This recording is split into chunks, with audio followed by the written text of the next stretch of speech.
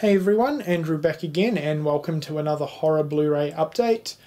This is the last of my UK orders thanks to Horror Fan Man. So Grant, once again, thanks a lot for helping me out with these. One of them was a 88 Films website exclusive that he picked up for me, and the rest of the remainder of the HMV sale titles that I ordered. So yeah, Grant, a massive thank you, especially for the HMV stuff, because if it wasn't for you, obviously I wouldn't have been able to get them.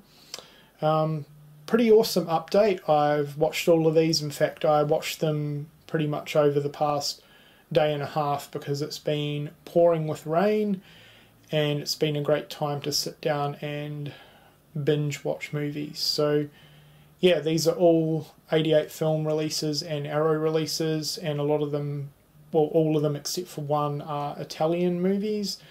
Really getting into my Italian horror recently, which is great, something a little bit different to what I normally watch, and I'm having a great time.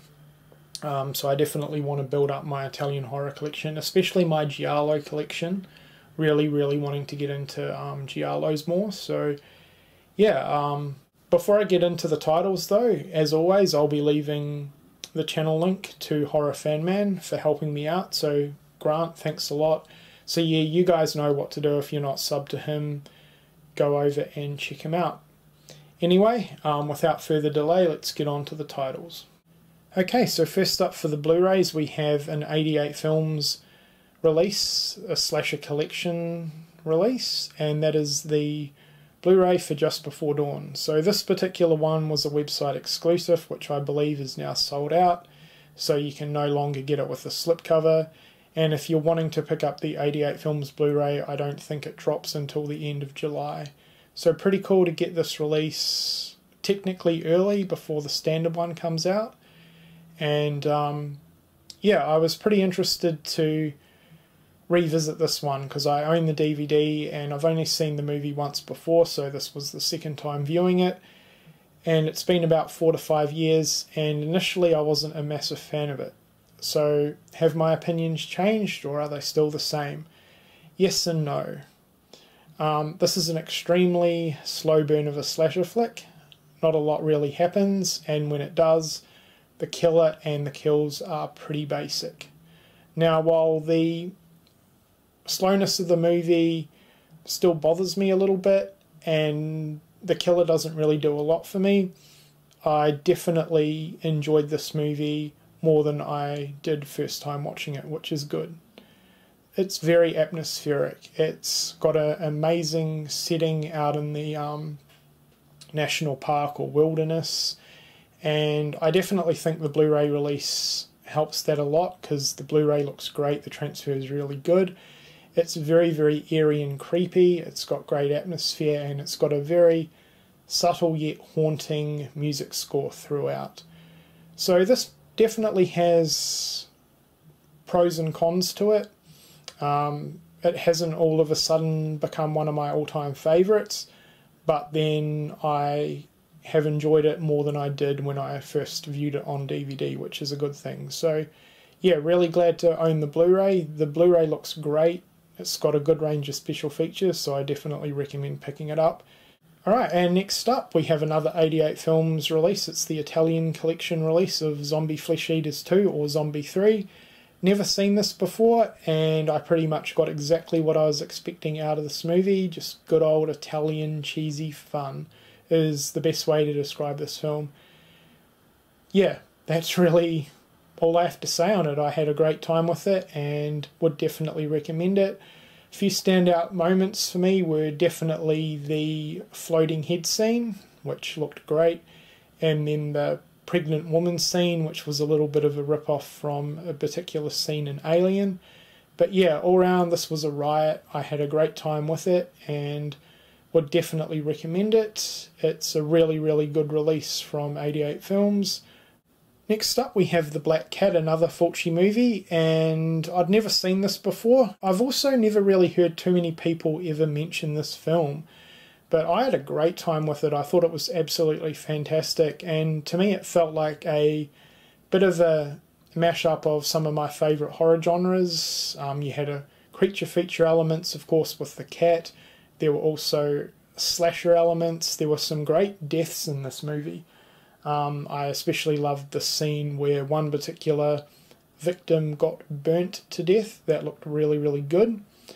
It also had some giallo elements throughout as well, and it also had the typical really, really good Italian atmosphere that a lot of other Fulci movies are known for. So yeah, it felt like a giant mix-up of some of my favourite genres, and I had a great time with it. I would highly recommend this release as well. The transfer looked great.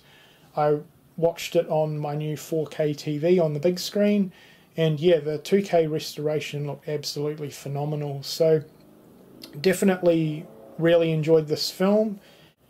Next up we have Inferno, which of course is the follow-up to Dario Argento's Suspiria. I've never seen this one before, and this was amazing. I absolutely loved it. It's definitely got me in the mood to rewatch Suspiria again, which I haven't seen in years.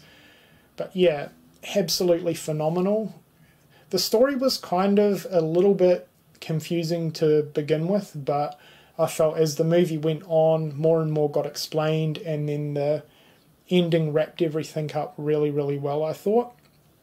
But yeah, absolutely phenomenal. Great soundtrack throughout, as with most Argento movies, and I've got to say this was such a beautiful movie to look at. Great colours, great setting in the old building complex, and there were just some absolutely standout moments for me within this film. The underwater scene at the beginning of the movie looked absolutely fantastic. There were some great deaths throughout this film as well, and overall I just really, really enjoyed it. Next up we have a giallo movie, What Have You Done to Solange, and I really, really enjoyed this a lot. While it did sort of take a little bit of time to really get going story-wise, I enjoyed all the characters. The kills were pretty nasty. They weren't overly gory or anything, but just the way that the victims died, that was pretty nasty. And the ending wrapped up the movie really, really well. I was not expecting the ending. I kind of had my idea a couple of times who the killer might have been, and I was wrong. The ending was great. It was a nice surprise, and it wrapped up the movie really, really well. So overall, I thought this was really, really good. Next up, we have Your Vice is a Locked Room and Only I Have the Key, another giallo, and I enjoyed this more than I did Solange. This was absolutely fantastic. Not much of a surprise in terms of twist to do with the ending reveal, but that didn't take anything away from the movie, and I kind of knew as the movie went on that that was where the ending was heading. But yeah, this was just phenomenal from start to finish. I really liked the fact that there was only really essentially 3 major characters that the movie really focused on. Sure, there were a handful of other sort of side characters that popped up here and there to help the story progress, but for the most part, it really only focused on the 3 major characters, and Anita Steinberg was absolutely amazing in this. Great performance.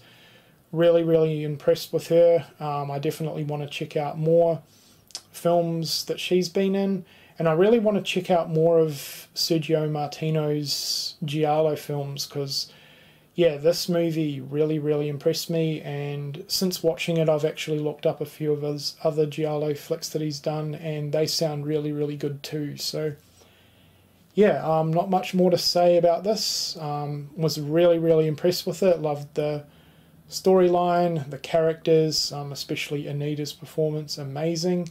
The setting was really, really cool, and this had some really good kills in it as well. So yeah, highly recommend this one. Next up we have Nightmare City, and I haven't actually had a chance to check out the Arrow disc for this release, but I've heard it's a lot better than the Raro video transfer. I've heard the transfer's better. It's got more special features, and nowadays I'm more inclined to pick up Region B releases when I can. It just makes things a lot easier. Great artwork from Arrow Video. Really, really like the custom artwork for this film a lot. This is a really super cheesy and pretty oddball zombie film. It's different to any other zombie flick that I have ever seen, especially the way that the zombies kill people. It almost makes them like slasher villains in a way. But yeah, definitely recommend it. It's a lot of fun, and I'm definitely looking forward to delving into the Arrow Blu-ray. Alright, so that does it for another update. A lot of great movies showcased in this update, at least in my opinion. And Grant, thanks a lot for helping me out with acquiring these titles. Really, really happy to add all of them into the collection. So yeah, and guys, if you've got any recommendations for Giallo movies that you think I'd like, please let me know. I've already got a rough list of a few that I want to check out. Lizard in a Woman's Skin, Black Belly of the Tarantula, Watch Me When I Kill, My Dear Killer, Bloodstained Shadow, A Blade in the Dark, and I'm also planning to pick up the Arrow release of Don't Torture a Duckling when that comes out. But yeah, if you've got any more recommendations, or you've seen the movies that I just mentioned and you think they're really good, let me know in the comments section below. And until next time, thank you for watching.